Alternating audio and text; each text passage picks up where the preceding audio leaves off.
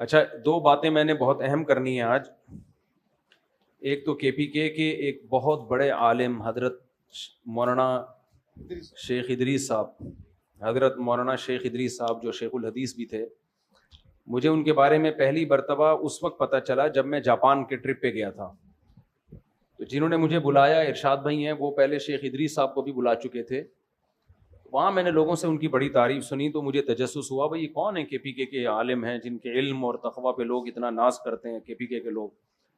پھر میرا پشاور جانا ہوا، گاؤں دیہاتوں میں جانا ہوا، وہاں بھی میں نے ان کے بارے میں سنا. پتہ چلا جامعۃ الرشید میں ہمارے کچھ ٹیچر ایسے ہیں جو ان کے شاگرد ہیں براہ راست حضرت مولانا ادریس صاحب کے رحمہ اللہ تعالی. ہمارے دل میں بھی عقیدت پیدا ہوئی. اطلاع ملی کہ جی ان کو شہید کر دیا گیا. شہادت سے پہلے 15-20 دن ان کے خلاف سوشل میڈیا پہ ایک بہت ہی غلیظ قسم کا پروپیگنڈا کیا گیا. ان کا بیان میں نے سنا، بیان تو پشتو میں ہے لیکن وہ بہت آسان پشتو ہے، واضح ہے. اس میں انہوں نے بتایا کہ میں حق بیان کروں گا، پھر فوج کی تعریف کی، آرمی چیف کی تعریف کی. اس کے بعد پھر سوشل میڈیا پہ ان کے خلاف جو طوفان بدتمیزی مچایا گیا ہے ان کے خلاف، شرم کے سارے تقاضوں کو بالائے طاق رکھے. تو پہلے میں آپ سے چند اصولی باتیں کروں گا. جنہوں نے سوشل میڈیا، جو قاتل ہیں وہ تو دہشت گرد ہیں، وہ تو بعد میں آتا ہوں ان پر. میں پہلے جن لوگوں نے سوشل میڈیا پہ ان کو پریشان کیا، دیکھو اگر آپ کو آرمی چیف کی تعریف پسند نہیں ہے تو آپ بولو کہ ہم شیخ الحدیث کی اس رائے سے متفق نہیں ہے، بس اتنا کافی ہے. نہ کسی کی عقیدت میں پاگل ہو جاؤ، کسی سیاستدان یا کسی چیف کی عقیدت میں، نہ نفرت میں پاگل ہو جاؤ. ہماری قوم میں اعتدال ختم ہو گیا ہے. اگر آپ کو حضرت کی مخالفت کرنی تھی، جو سوشل میڈیا پہ جنہوں نے ان کے خلاف پروپیگنڈا کیا نا، 15 دن جو اسٹریس دی ان کو، جس عذاب میں ڈالا ہے ان کو، میں ان لوگوں سے مخاطب ہوں جس جہالت کا مظاہرہ کیا ہے. اگر آپ کو ان کے بیان سے اتفاق نہیں تھا، آپ کا خیال تھا آرمی چیف کی تعریف نہیں ہونی چاہیے تھی، زیادہ سے زیادہ آپ بھی یہ کلپ ریکارڈ کروا دیتے کہ حضرت سے ہمیں بہت عقیدت ہے، حضرت کے علم اور تقوی پر ہمیں بڑا ناز ہے، حضرت کی اس بات سے ہم اختلاف کرتے ہیں. یہ ٹھیک ہے اس طرح سے ریئیکشن ریکارڈ کروانا اگر آپ کا خیال ہے کہ وہ غلطی پر تھے. لیکن جو طوفان بدتمیزی ان کے خلاف سوشل میڈیا پہ مچایا گیا ہے، پھیلایا گیا ہے، اس سے پتہ چلتا ہے کہ لوگ کسی سیاسی لیڈر کی عقیدت میں بھی اعتدال نہیں ہے اور مخالفت میں بھی اعتدال نہیں ہے. بھائی اگر آپ کو کسی سیاسی لیڈر سے محبت ہے، اس کے کسی کام کی بیس پہ، تو آپ کو علماء سے کیوں محبت نہیں ہے؟ کیا وہ انہوں نے زندگی میں کوئی کام نہیں کیے؟ صرف علم ہی، دین کا علم ایک ایسی بنیادی چیز ہے، اگر ذرہ برابر بھی ایمان ہونا تو انسان کو اہل علم سے محبت ہوگی. جو 1-1.5 ہفتہ 15 دن ان کو اذیت دی ہے نا، جو سوشل میڈیا پہ ہم بھی دیکھ رہے تھے، اتنا آگے جانے کی کوشش مت کرو. کسی سیاسی لیڈر کی محبت میں بھی پاگل مت ہو جاؤ اور نفرت میں بھی پاگل مت ہو جاؤ. آج کل لوگ نفرت کرتے ہیں اس میں بھی پاگل ہو جاتے ہیں اور محبت میں بھی پاگل ہو جاتے ہیں. آپ تھوڑا سا سافٹ کارنر رکھو. ہمارے بھی بڑے جب کوئی بات کرتے ہیں تو بعض دفعہ ہمیں بھی اس سے تھوڑا سا اشکال ہوتا ہے، ہم عرض کر دیتے ہیں حضرت اس بات سے ہمیں کیا ہے، اختلاف ہے. مجمع میں بھی کہہ دیتے ہیں ہمیں ان سے. بھائی علماء کی اطاعت کی جائے گی اس علم میں جو اللہ نے ان کو دیا ہے. سیاست میں اگر وہ کوئی بات کرتے ہیں، آپ کو ان سی بات سے اختلاف ہے تو اعتدال کے ساتھ آپ اس رائے کو بیان کر دو. میں نہیں کہہ رہا آپ ان کی بات کو 100% درست مانو، لیکن اس بات کا بھی امکان ہے کہ وہ صحیح بول رہے ہوں. ضروری نہیں کہ آپ کی رائے صحیح ہو. میں تو اس کو فرض کر رہا ہوں کہ غلط بھی اگر انہوں نے بولا بالفرض، تو آپ کو اگر ان سے اختلاف ہے کسی بھی، اور یہ آئندہ بھی ہو سکتا ہے. دیکھو آپ کے والد جب یہ جے یو آئی اور پی ٹی آئی کے پھڈے چل رہے تھے نا، عمران خان کی حکومت تھی، جے یو آئی والے بہت زیادہ عمران خان کے خلاف تھے، یہودی ایجنٹ، اور وہ لوگ ان کے خلاف وہ ڈیزل کی ایک رٹ لگائی بھی تھی. تو میں اس وقت بھی یہ بات کہتا تھا کہ کسی سیاسی لیڈر کی عقیدت میں بھی پاگل ہونے کی کوشش نہ کرو، نفرت میں بھی پاگل ہونے کی کوشش نہ کرو. ایک ہی گھر میں میاں بیوی میں طلاقیں ہوئی ہیں، بیوی پی ٹی آئی کی ہے اور شوہر جے یو آئی کا ہے، یا بیگم اس کو سپورٹ. دوستوں میں لڑائیاں ہوئی ہیں، چھوڑو. میں نے کہا یہ کل آپس میں مل کے بیٹھے ہوئے ہوں گے اپنے سیاسی مفاد میں. آج بیٹھے ہوئے کہ نہیں بیٹھے ہوئے؟ آج مولانا فضل الرحمان مانتے ہیں جی پی ٹی آئی سے دوستیاں بڑھانے کی کوشش کر رہے ہیں.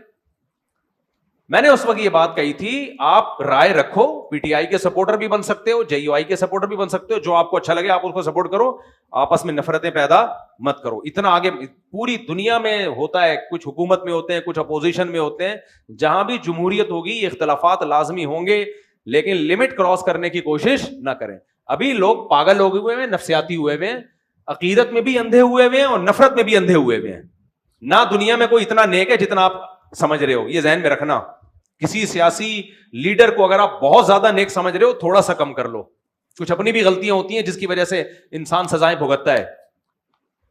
سارے مظلوم نہیں ہوتے, کچھ اپنی بھی کوتاہیاں ہوتی ہیں. اور جس سے آپ کو نفرت ہے اس سے تھوڑی سی نفرت کم کر لو. اتنا برا نہیں ہے جتنا آپ اس کو سمجھ رہے ہو. میں شروع سے یہ بیان دیتا آ رہا ہوں. ہمارے جامعۃ الرشید میں ایٹ اے ٹائم طلبہ میں جے یو آئی کے بھی تھے, پی ٹی آئی کے بھی تھے, مسلم لیگ کے بھی تھے. ان میں بھی جب کوئی زیادہ ایگریسو ہوتے تھے, ہم یہ کہتے تھے بھائی تحمل پیدا کرو یار, ایک کلاس میں رہتے ہو آپ لوگ.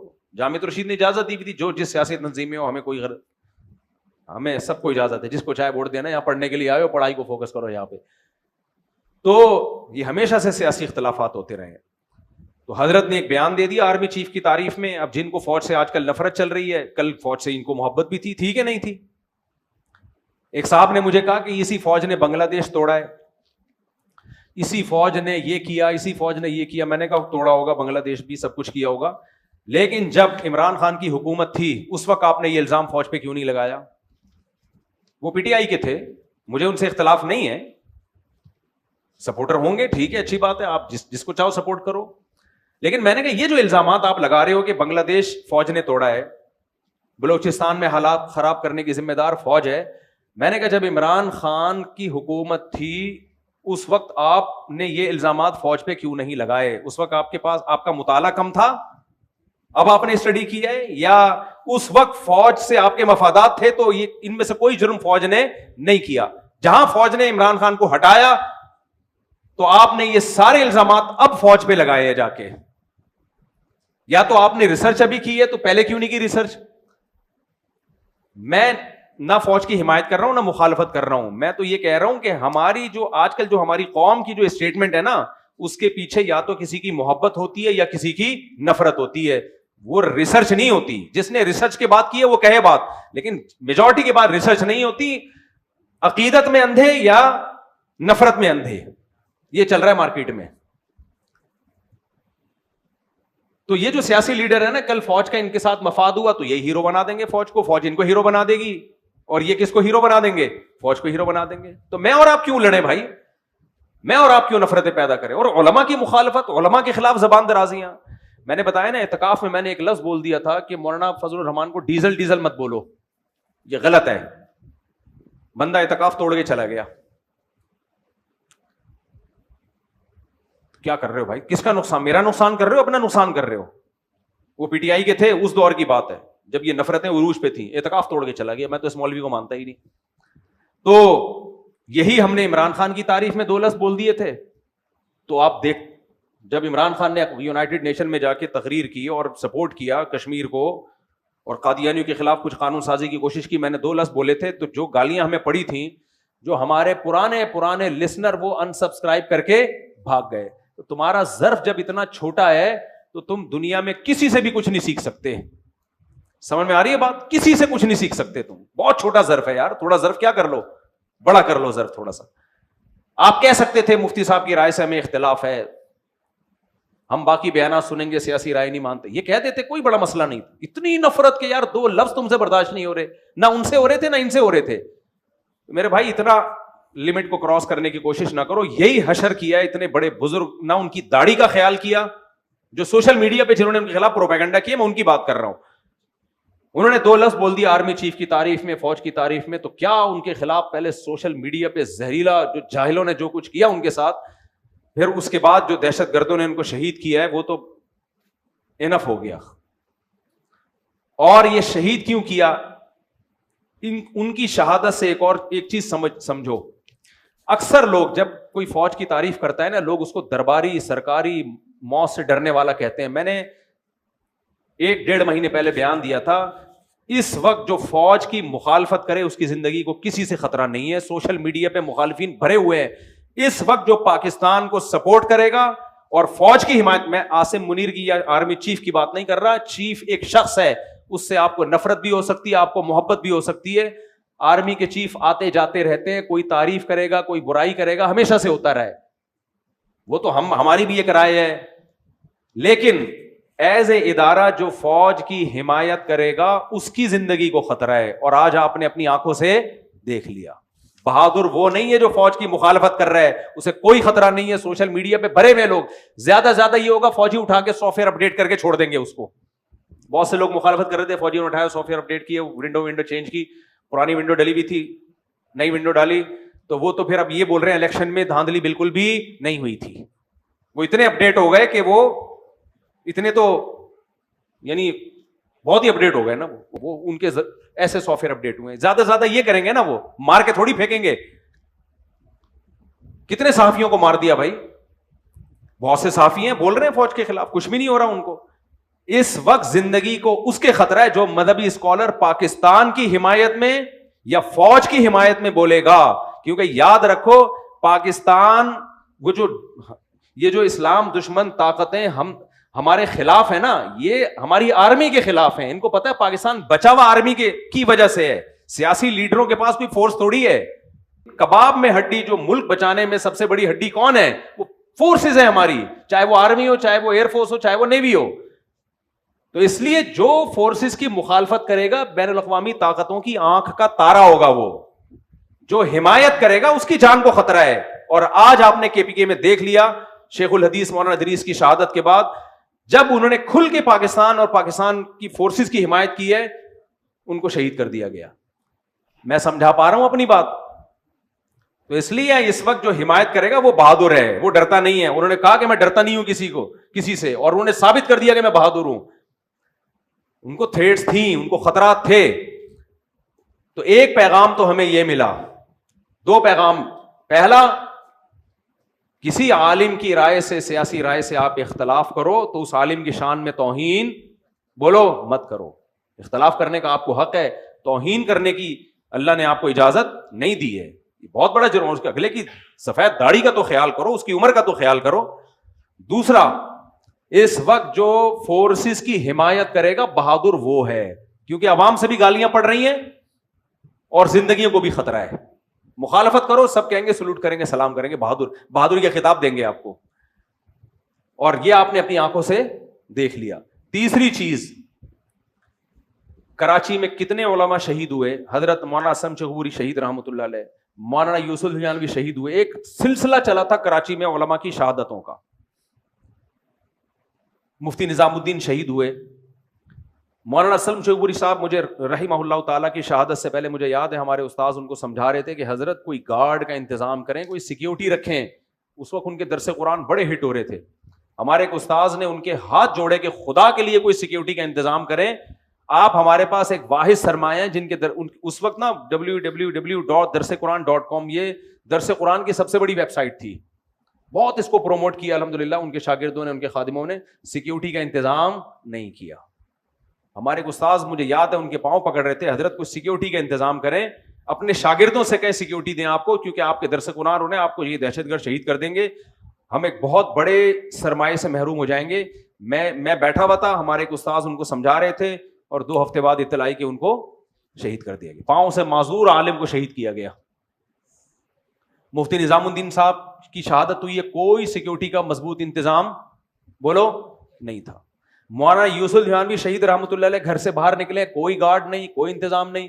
ایک بندہ آیا اور سر پہ گولی مار کے چلا گیا. مولانا عادل شہید رحمۃ اللہ علیہ, کوئی سیکیورٹی کا انتظام نہیں, دارالعلوم کرنگی سے کانفرنس اٹینڈ کر کے آ رہے ہیں, ایک بندہ آیا اور گاڑی میں بیٹھے بیٹھے سر پہ گولی مار کے چلا گیا. اس کے بعد تو عبرت حاصل ہونی چاہیے کہ نہیں ہونی چاہیے. یہ سارے کراچی میں شہید ہوئے ہیں. کے پی کے میں کتنے علماء شہید ہو چکے ہیں آپ دیکھو, دہشت گردوں کے ہاتھوں. ایک طویل سلسلہ ہے.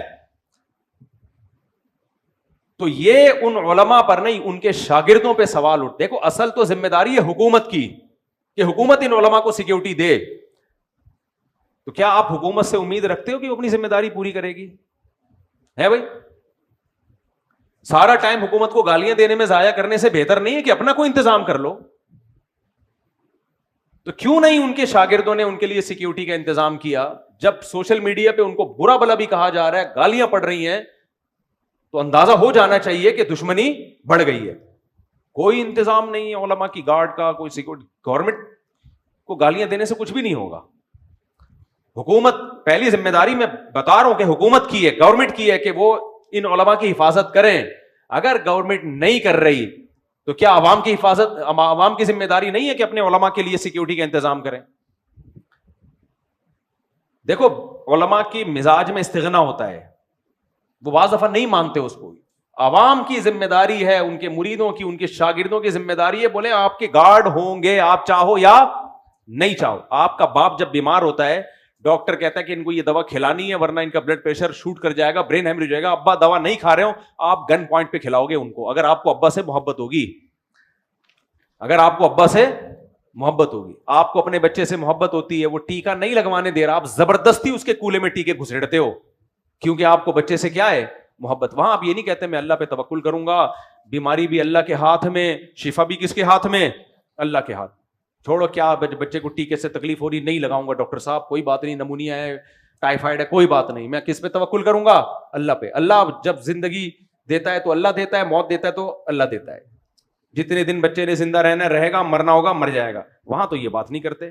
اپنے بزرگوں کی جب بات آتی ہے سیکیورٹی کی, او بھائی اللہ والوں کو تو اللہ پہ توکل ہوتا ہے.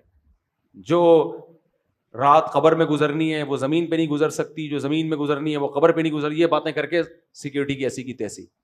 آدھا قرآن لیتے ہو, آدھا نہیں لیتے. یقیناً جو رات قبر میں گزرنی ہے وہ گزرے گی, یہ بھی اللہ نے ہمیں بتایا. لیکن یہ بھی اللہ نے ہمیں بتایا, یا ایھا الذین آمنوا خذوا حذرکم, اے ایمان والو اپنے بچاؤ کی تدبیریں اختیار کرو, دشمن سے بچاؤ کی تدبیریں اختیار کرو. یہ بھی کس کا حکم ہے؟ اللہ کا حکم ہے. تو اس لیے کے پی کے میں تو ہے ہی نہیں علماء کی کوئی سیکیورٹی. اس کو ایسا برا سمجھتے ہیں بہت سے لوگ, کہتے ہیں توکل کے خلاف ہے. اس لیے میرے بھائی دشمن بڑھتے جا رہے ہیں. میرا تو خیال تھا کہ حضرت کی سیکیورٹی ہوگی بہت سخت, یہ تو ہمیں بعد میں پتا چلا کہ کوئی سیکیورٹی نہیں تھی.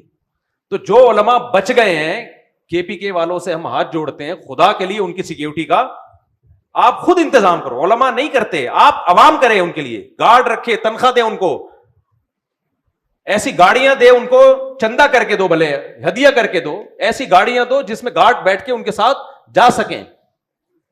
حضرت مفتی تقی عثمانی صاحب پہ پہلے ایک اٹیک ہوا, اللہ نے بال بال بچایا ان کو. اس کے بعد ان کے مریدوں نے بلٹ پروف گاڑی کا ان کے لیے انتظام کیا. حادثے کے بعد انتظام کر رہے ہو بھائی, انتظام حادثے سے پہلے ہونا چاہیے. تو اللہ نے بچا لیا, اللہ ان کو اور لمبی زندگی دی, اس کے بعد بلٹ پروف گاڑی کا انتظام ہوا ہے ان کے لیے.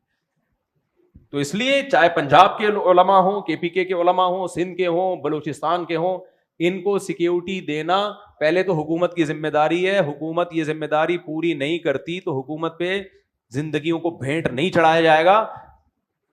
عوام کی ذمہ داری, ان کے شاگردوں کی ذمہ داری ہے. بجائے اس کے کہ گارڈ دیں, الٹا اعتراض کر رہے ہوتے ہیں, یہ تو گارڈ لے کے گھومتے ہیں, ان کو تو اللہ پہ توکل ہی نہیں ہے.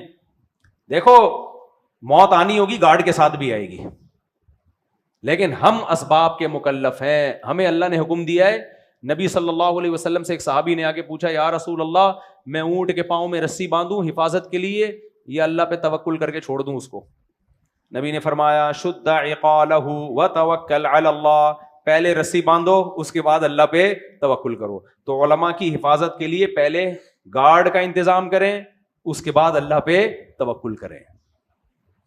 تو ابھی کوئی انتظام نہیں ہے, تو اس لیے یہ بہت بڑا المیہ ہے, بہت بڑا سوال ہے. یہ انتظام ہونا چاہیے علماء کے لیے. اللہ تعالیٰ حضرت شیخ الحدیث مولانا ادریس رحمہ اللہ تعالیٰ کی شہادت اللہ قبول فرمائے.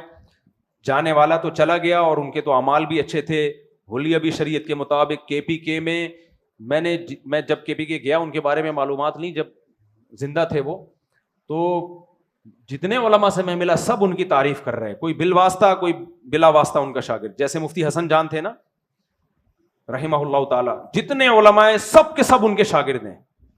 یہ حضرت مفتی حسن جان کے داماد تھے حضرت مولانا ادریس, وہ بھی شہید ہوئے, یہ بھی شہید ہوئے. ان کی بھی حفاظت کو کوئی انتظام نہیں, اور مولانا ادریس کی حفاظت کا بھی کوئی انتظام. تو یہ تو غلط بات ہے نا. حکومت کو برا بھلا کہتے رہیں گے, تو حکومت کو کہنے سے کہ آپ کی حفاظت تھوڑی ہو جائے گی. حکومت کی صحت پہ یاد رکھو کوئی اثر نہیں پڑتا. جب گورنمنٹ کو برا بھلا کہتے ہیں ہنستے ہیں, بولتے ہیں ان کو دیکھو.